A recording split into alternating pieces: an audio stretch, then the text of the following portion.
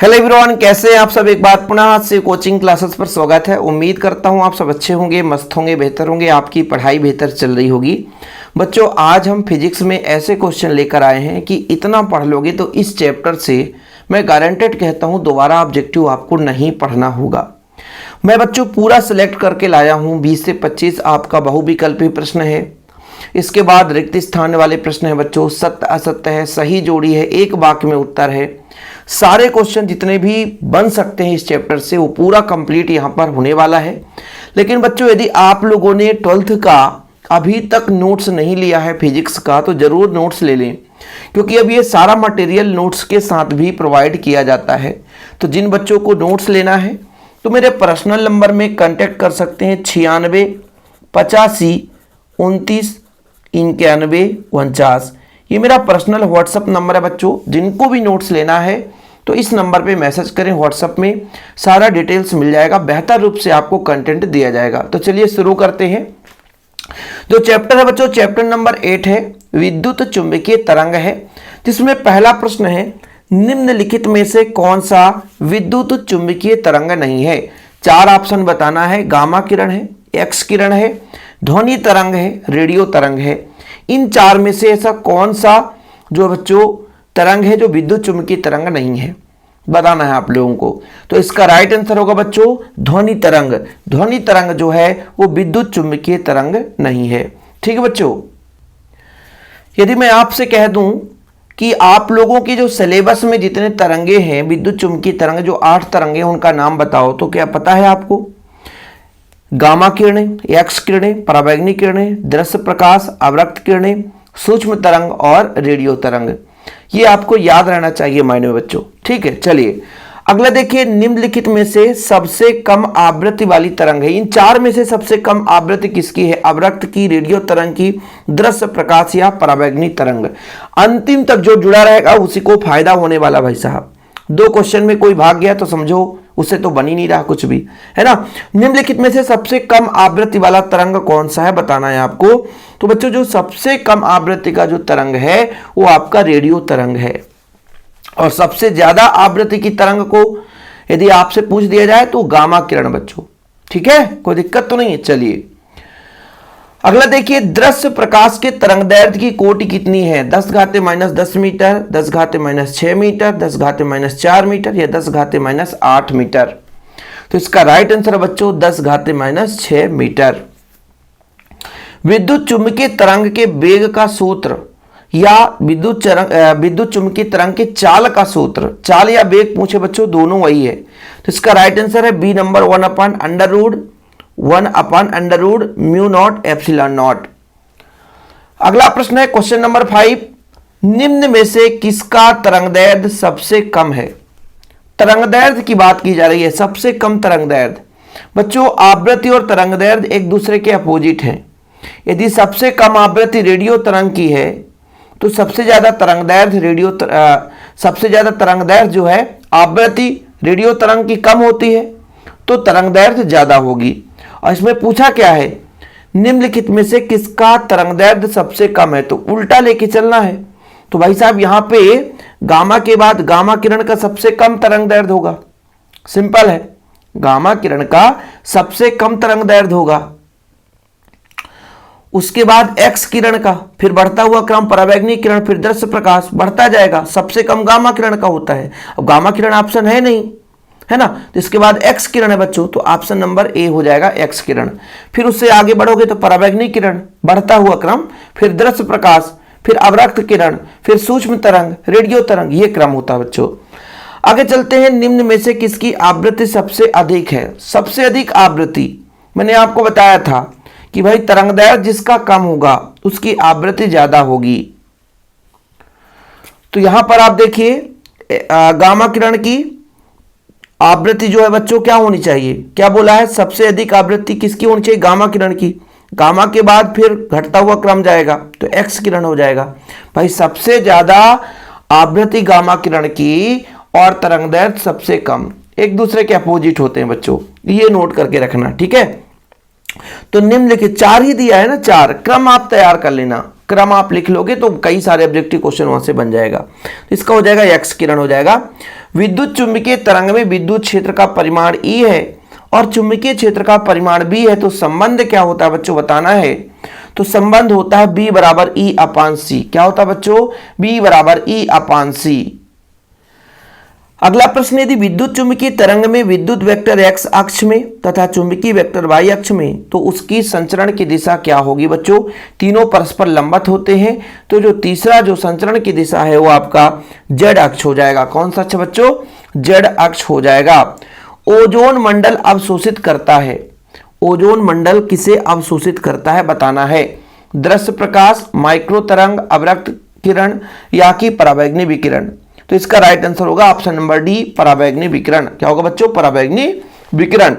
इसके बाद देखिए, विद्युत चुंबकीय तरंगों में विद्युत क्षेत्र और चुंबकीय क्षेत्र परस्पर क्या होते हैं? समांतर या लंबवत? दो ही ऑप्शन में बता दो आप लोग। तो परस्पर लंबवत होते हैं बच्चों। कैसे होते हैं? परस्पर लंबवत होते हैं। टेलीविजन नेटवर्क में प्रयुक्त तरंग कौन सी होती है बताओ? माइक्रो तरंग, गामा तरंग, एक्स किरण, उच्च आवृत्ति का रेडियो तरंग। तो इसका राइट आंसर होगा बच्चों उच्च आवृत्ति की रेडियो तरंग जो है टेलीविजन में प्रयोग किया जाता है।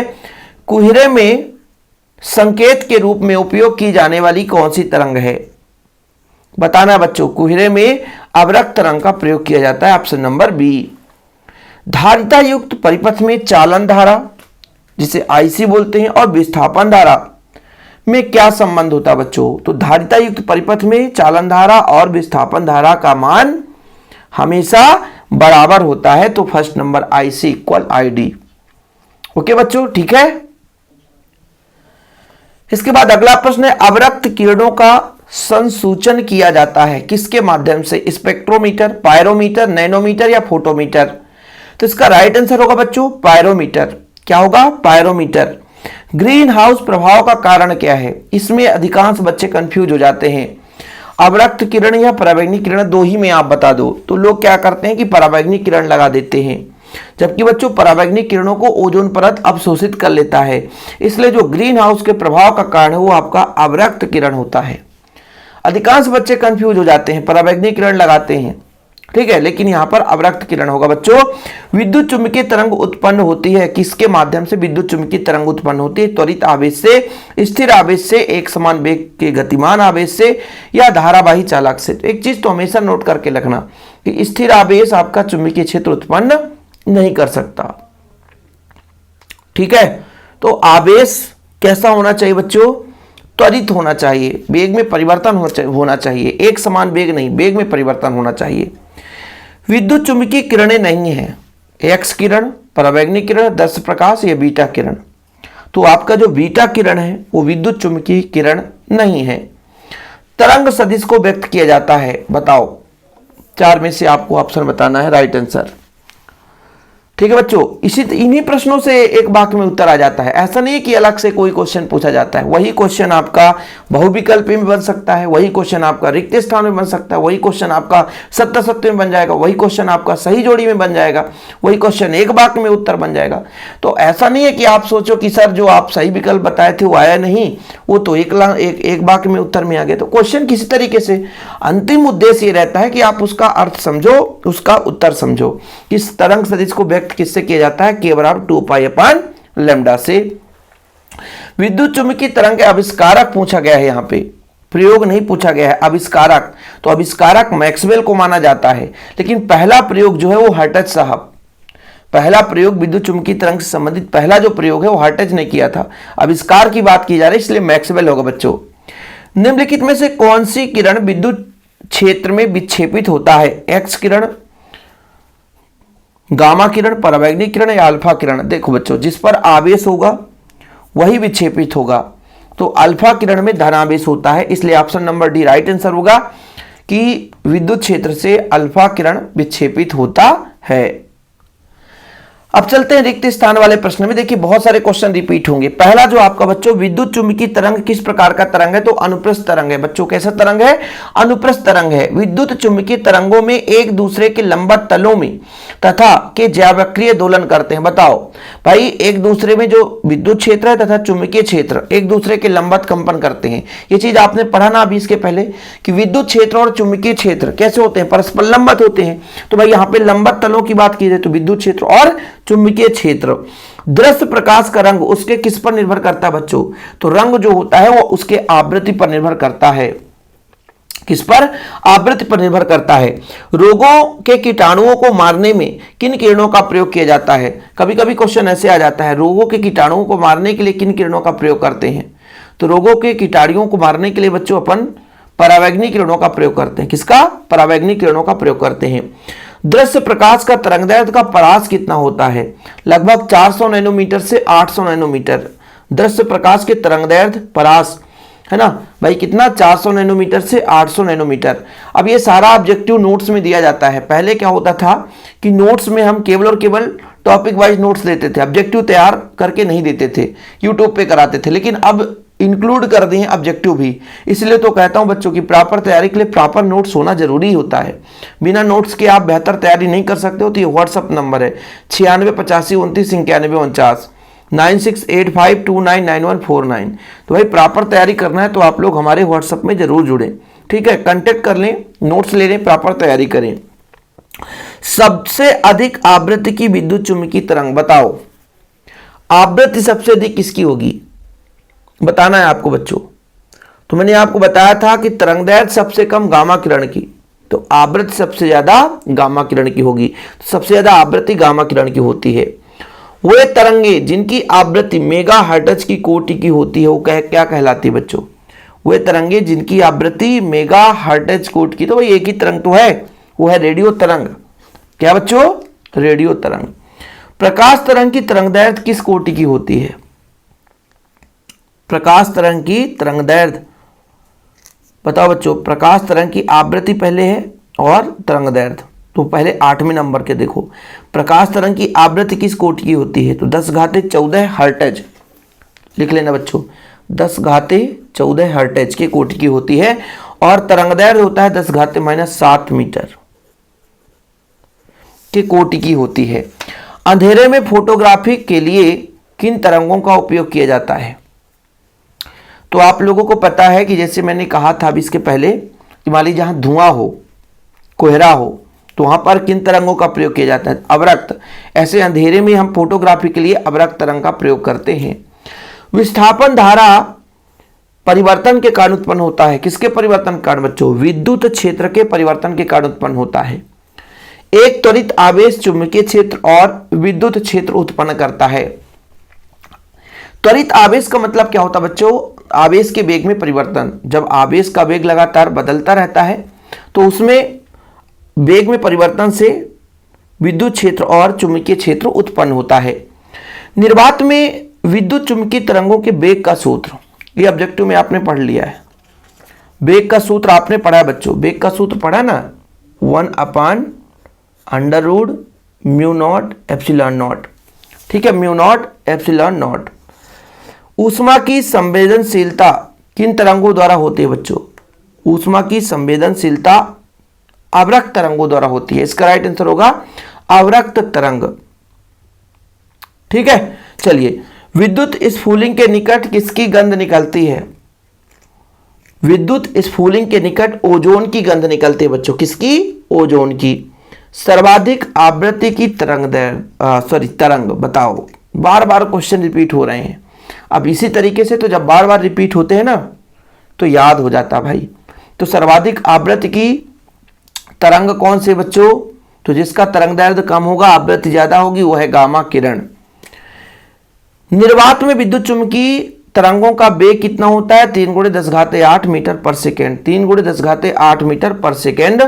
परावैंगनी प्रकाश देने वाले लैंपों के बल्ब किसके बनाए जाते हैं बच्चों? तो क्वार्टिज के बनाए जाते हैं। किसके? क्वार्टिज के बनाए जाते हैं। एक्स किरणों द्वारा शरीर की संरचना का पता लगाया जाता है। शरीर के संरचना का पता लगाया जाता है। अगला देखिए बच्चों, रडार प्रणाली में किन तरंगों का उपयोग किया जाता है? रडार प्रणाली में किन तरंगों का, विद्युत चुंबकीय तरंग का प्रयोग करते हैं। दूर संचार के लिए किन तरंगों का प्रयोग करते हैं बच्चों? रेडियो तरंग का प्रयोग करते हैं। किसकी वेदन क्षमता सबसे अधिक होती है? तो गामा किरणों की वेदन क्षमता सबसे अधिक होती है। विद्युत चुंबकीय तरंग के संचारण के लिए किसकी आवश्यकता नहीं होती? तो भैया इसके संचरण के लिए किसी प्रकार से कोई माध्यम की आवश्यकता नहीं होती। विद्युत चुंबकीय तरंग का प्रयोगशाला में उत्पादन सर्वप्रथम किसने किया था? तो हर्ट्ज ने किया था। किसने किया था बच्चों? हर्ट्ज ने किया था। मानव नेत्र कितने तरंगदैर्घ्य के प्रकाश के लिए सुग्राही होता है? तो लगभग 5550 एंगस्ट्रॉन। ठीक है, इसका राइट आंसर होगा बच्चों। अब चलते हैं अपन सत्य असत्य की बारी हो गई भैया। फटाफट, यहां पे ज्यादा लंबा क्वेश्चन नहीं है, इसे आप लोग फटाफट बता दो। ठीक है, पहला जो क्वेश्चन है, माइक्रोवेव ओवन का कार्य रेडियो तरंग पर आधारित है। बताओ क्या सही है? बताओ क्या सही है? माइक्रोवेव ओवन में किन तरंगों का प्रयोग किया जाता है बच्चों? तो ये जो रेडियो तरंग है बच्चों, ये गलत है, इसका प्रयोग हम नहीं करते हैं।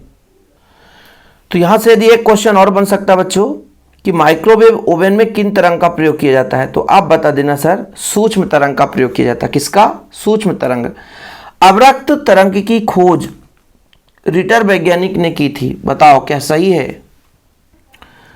तो अवरक्त तरंग का जो खोज है विलियम हर्शेल ने किया था, इसलिए ये भी आपका असत्य हो जाएगा। गामा किरण की वेदन क्षमता सर्वाधिक होती है, बिल्कुल सत्य है। पराबैंगनी विकिरण के कारण उष्णता महसूस होता है, नहीं। अवरक्त के कारण बच्चों, अवरक्त के कारण पराबैंगनी विकिरणों को ओजोन अवशोषित कर लेता है। विस्थापन धारा समय परिवर्तनीय चुंबकीय क्षेत्र के कारण उत्पन्न होता है, ये भी गलत है, विद्युत क्षेत्र के कारण उत्पन्न होता है। ठीक है, पराबैंगनी विकिरण देने वाले लैंपों के बल्ब कांच के बनाए जाते हैं। बताओ इसका राइट आंसर। तो ये गलत है बच्चों। गामा किरणों का तरंगदैर्घ्य सबसे कम होता है। गामा किरणों का तरंगदैर्घ्य सबसे कम होता है, तो बिल्कुल सत्य है। और आवृत्ति सबसे ज्यादा होती है। विद्युत चुंबकीय तरंगों में विद्युत क्षेत्र चुंबकीय क्षेत्र परस्पर लंबवत होते हैं, बिल्कुल सत्य है। विद्युत चुंबकीय तरंग की खोज मैक्सवेल ने की थी, बिल्कुल सत्य है बच्चों। विस्थापन धारा चुंबकीय क्षेत्र में परिवर्तन कारण होता है, ये असत्य है, क्योंकि ये विद्युत क्षेत्र के कारण होता है। विस्थापन धारा चुंबकीय क्षेत्र के स्रोत का कार्य करता है, तो ये सत्य है। त्वरित आवेश विद्युत चुंबकीय तरंग उत्पन्न करता है, ये भी सत्य है बच्चों। ठीक है, तो ये सारे क्वेश्चन भाई साहब बार बार रिपीट हो रहे हैं, लेकिन प्रैक्टिस कितना मस्त हो रहा है। जो बच्चा पूरा अच्छे तरीके से देख रहा होगा यार, उसे मजा आएगा कि हाँ यार कुछ तो पढ़ रहे हैं हम। चलिए फटाफट यहां पर आप लोग बता दो, खोजकर्ताओं के नाम बता दो आप लोग। रेडियो तरंग की खोज किसने की थी? बताओ, रेडियो तरंग की खोज किसने की थी बच्चों? रेडियो मार्कोनी ने की थी। पराबैंगनी तरंग की बता दो आप। पराबैंगनी तरंग की खोज रिटर ने की थी। किसने? रिटर ने। एक्स किरण की खोज किसने की बच्चों? रोंटगन ने। गामा किरण की खोज किसने की थी? हेनरी बैकरल ने बच्चों। किसने? हेनरी बैकरल ने। तो दृश्य प्रकाश की खोज किसने की थी? न्यूटन साहब। न्यूटन साहब। ठीक है, चलिए यहां पर देखिए, यहां पर थोड़ा लंबा चौड़ा है, इसको आप लोग बताना। देखो, ये दृश्य प्रकाश तो न्यूटन साहब चले जाएंगे, गामा किरण की खोज हेनरी बैकरल साहब चले जाएंगे, तो दो तो कंप्लीट है। दृश्य प्रकाश की खोज न्यूटन ने की थी, गामा किरण की खोज हेनरी बैकरल ने की थी। इतना क्लियर हो गया बच्चों। इसके बाद और देखो, जो विद्युत चुंबकीय तरंग है सबसे पहले मैक्सवेल ने बताया था, ये भी आपका क्लियर हो गया। विद्युत चुंबकीय तरंग किसने बताया? मैक्सवेल ने बताया बच्चों। और यहां पर आप देख लो, अंधेरे में फोटोग्राफिक प्लेट के लिए किसका प्रयोग करते हैं बच्चों? अवरक्त विकिरण का प्रयोग करते हैं, यह भी आपका कंप्लीट हो गया। इसके बाद पराबैंगनी विकिरण का उपयोग हम कीटाणुओं को नष्ट करने के लिए करते हैं। पराबैंगनी विकिरण का उपयोग कीटाणुओं को नष्ट करने के लिए करते हैं, यह भी ठीक है। सूक्ष्म तरंग तरंगदैर्घ्य देखी दिया 10⁻³ मीटर, 0.3 मीटर। रेडियो तरंग, रेडियो तरंग कहां पे जाएगा बच्चों? 10⁻6 मीटर की कोटि की होती है। दृश्य प्रकाश किरणों के तरंगदैर्घ्य की कोटि, इसका बताओ भाई, इसका ये हो जाएगा, है ना। और रेडियो तरंग का हो जाएगा बच्चों आपका दोलित्र विद्युत परिपथ। रेडियो तरंग का ए नंबर हो जाएगा ये, और छठवें का आपका 10⁻, कोटि दिया है ना, कोटि यहां पर मिलान करना पड़ेगा। तो ये हो गया बच्चों, फिर से एक बार मिला लो। देखो, गामा किरण का हेनरी बैकरल, दृश्य प्रकाश का न्यूटन, तरंगदैर्घ्य की कोटि यही है बच्चों। रेडियो तरंग का दोलित्र विद्युत परिपथ। सूक्ष्म तरंग तरंगदैर्घ्य ये हो जाएगा आपका पराबैंगनी किरणें कीटाणुओं को नष्ट करने के लिए। अवरक्त विकिरण अंधेरे में फोटोग्राफी के लिए। विद्युत चुंबकीय तरंग मैक्सवेल में चला जाएगा। अब इसके बाद सुपर फास्ट रिवीजन फटाफट, अब जितना पढ़े हो बच्चों उसका एक बार फिर से रिवीजन यहीं पे हो जाएगा। विद्युत चुम्बकीय तरंग कैसे उत्पन्न होती है बच्चों? त्वरित आवेश से होती है, क्लियर है। सबसे पहले प्रायोगिक पुष्टि किसने की थी? हार्टज ने की थी। निर्वात के लिए जो चाल है तरंग का C बराबर 1/√μ0 एप्सिलॉन नॉट, ये भी पढ़ लिया आपने। ओजोन मंडल अवशोषित करता है बच्चों परावैंगनिक किरणों को। तरंग सदिश व्यक्त किया जाता है K बराबर 2π/λ के बराबर होता है।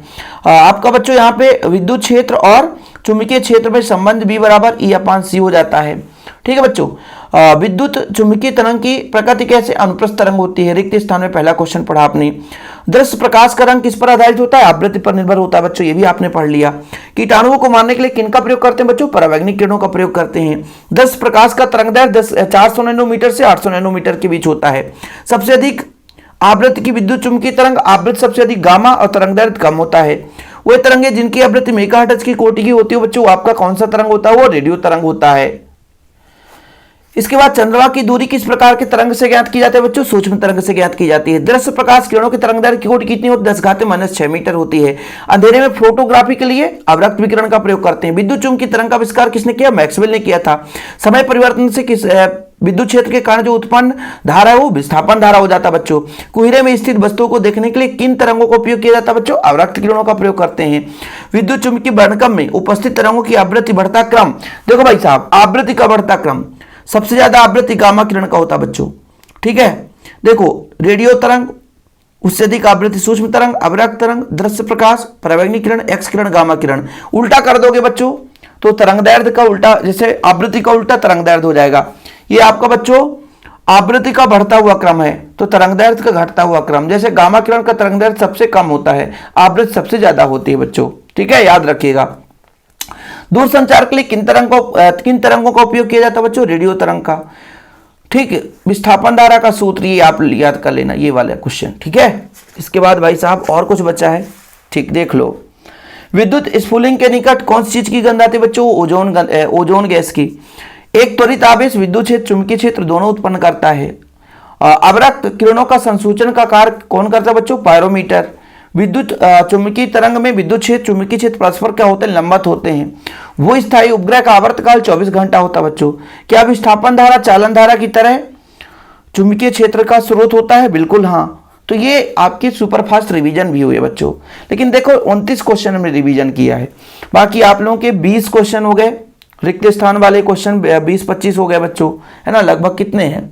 रिक्त स्थान वाले 20 क्वेश्चन हो गए, 25 क्वेश्चन है और 20 आपका बहुविकल्पी हो गया, 10, 12, 17 हो गए। कुल मिलाकर के 70-80 क्वेश्चन रिवीजन कर लिया आपने। बस ऐसे ही रिवीजन करना है। शिव कोचिंग क्लासेस में आप बिल्कुल मैराथन क्लास लाऊंगा भाई। बस चैनल पे पहली बार है, चैनल को सब्सक्राइब जरूर कर लेना। लेकिन हाँ बच्चों, प्यार और सपोर्ट के लिए आपको धन्यवाद। लेकिन शेयर करेंगे ना तब मजा आएगा कि हाँ भाई साहब आपका रिस्पांस अच्छा रहेगा तो शिव कोचिंग क्लासेस में शिव सर भी मेहनत करने के लिए तैयार हैं। बाकी नोट्स जो नहीं लिए तो जरूर नोट्स ले लें। कॉन्टैक्ट नंबर लिख लो आप लोग 9685299149, 9685299149 मेरा पर्सनल नंबर है बच्चों। ओके, फिलहाल अभी के लिए इतना ही। जय हिंद, वंदे मातरम।